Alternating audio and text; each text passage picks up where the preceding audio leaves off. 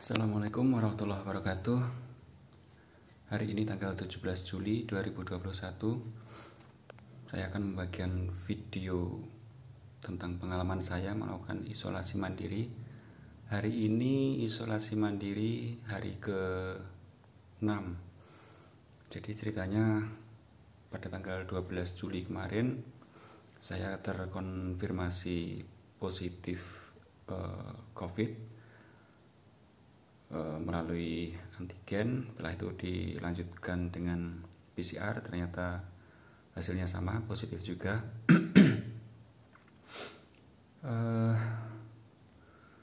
Jadi yang saya rasakan sekarang adalah anosmia atau kehilangan indera penciuman dan pengecap ya. Tapi nggak total. Mungkin kalau di persentase sekitar 50% lah untuk aroma-aroma yang sifatnya kuat seperti sabun, parfum, minyak kayu putih gitu masih maaf, itu masih terasa. Tapi kalau yang aroma-aroma lemah misalnya kayak bau badan sendiri, bau keringat itu nggak tercium, nggak bisa tercium. Nah, jadi anosmia atau kehilangan indera pengecap dan penciuman, tapi nggak total. Kronologisnya tanggal 12 Juli kemarin saya melakukan antigen wajib yang dilakukan di kantor ketika pertama kali masuk setelah WFH selama 2 minggu. Nah, sebelum dilakukan antigen itu memang saya rasakan kayak flu gitu, terus setelah itu semakin kesini makin berulang terus nggak sembuh dan mulai kehilangan indera penciuman. Makanya saya curiga ini jangan-jangan nanti kalau saya di antigen hasilnya positif, karena ada tanda-tanda kata orang-orang yang terkena COVID itu hilang indera penciuman. Nah, ternyata betul setelah dites saya positif, PCR pun positif. Nah, setelah tahu gitu saya pulang ambil pakaian dan keperluan untuk isolasi mandiri. Tapi saya nggak masuk rumah, baju diambilkan oleh istri. Setelah itu langsung saya lakukan isolasi mandiri di rumah Bandengan. Kebetulan rumahnya kosong, jadi bisa untuk melakukan isolasi mandiri atau isoman di sini. Nah, setelah sampai sini yang saya rasakan malamnya, jadi masih tanggal 12 itu malamnya mual, sering BAB, terus ada pusingnya juga di kepala, itu kayak berat gitu, bukan pusing yang muter kayak vertigo, bukan, tapi berat di kepala itu, cenut-cenut. Nah, terus batuk ringan gitu. Nah, setelah itu besoknya masih sama selama dua hari saya lakukan isolasi mandiri, itu masih terasa. Nah, yang saya rasakan jadi selama isolasi mandiri ini, terutama di pikiran, apalagi di hari yang ketiga setelah saya melakukan isolasi mandiri itu kakak sepupu saya yang tinggalnya di samping rumah persis itu meninggal. Nah, itu meninggal, dan secara emosional emang kita kedekatannya lumayan dekat dengan kakak saya itu. Nah, itu di pikiran itu nggak enak, kayak sedih tapi saya nggak bisa ketemu siapa-siapa dan nggak bisa melakukan apa-apa. Jadi kakak saya kebetulan juga antigennya positif,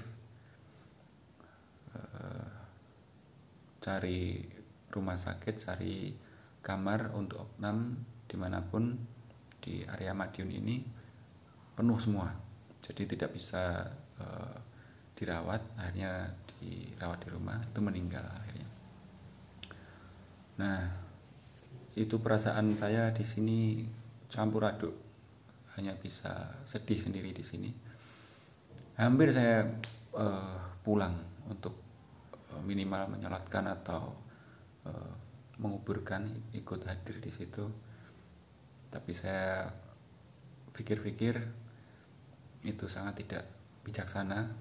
Akhirnya ya udah, saya mengulangkan niat saya itu, saya tetap di sini.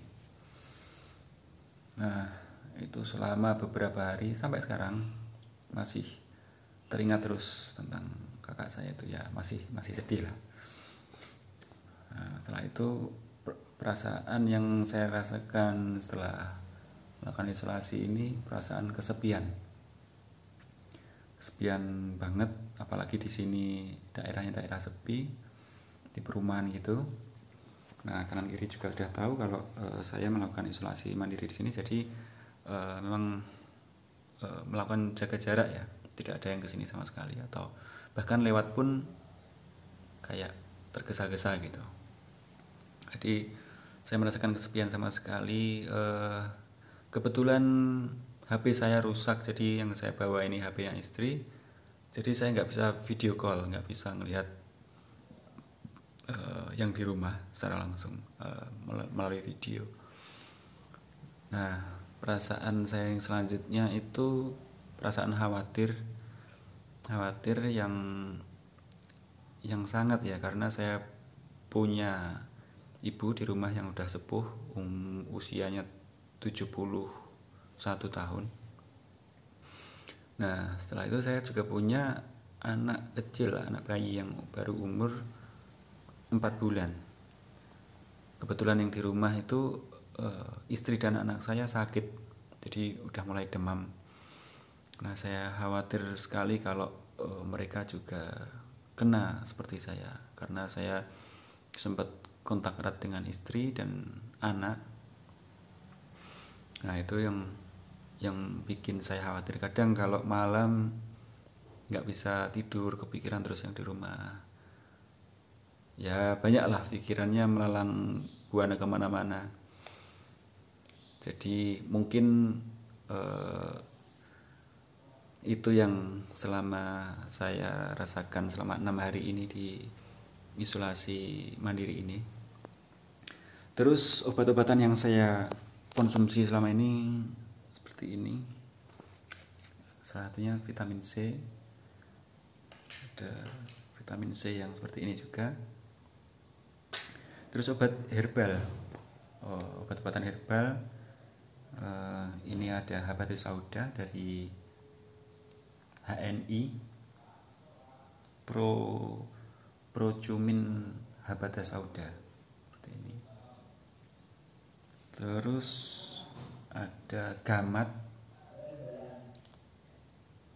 emas. Terus ada madu juga yang tiap hari saya minum. Terus nggak tahu ini ada dari teman, apa ini obat herbal juga, rasanya kayak kecut gitu, asam gitu. Udah gitu. Terus makannya kadang GoFood, kadang masak sendiri. Ini tadi habis GoFood seperti ini. Ini tadi GoFood tuh, masak nasinya masak sendiri. Jadi kayak anak kosan gitu. Dan seperti yang dilihat di sini sepi, sama sekali nggak ada orang. Silahkan bagi teman-teman yang mungkin pernah melakukan isolasi mandiri, silahkan berbagi pengalamannya, apa yang dikonsumsi atau apa yang dilakukan selama melakukan isolasi mandiri, dan apa yang dirasakan mungkin. Silahkan beri masukannya, dan insya Allah akan saya update terus setiap harinya.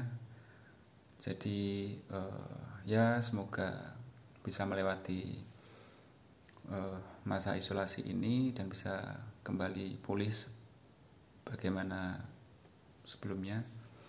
Dan kalau video ini tidak bisa dilanjutkan, ya berarti mungkin kondisi saya udah gak bisa melanjutkan. Mohon doanya semuanya. Terima kasih. Assalamualaikum warahmatullahi wabarakatuh.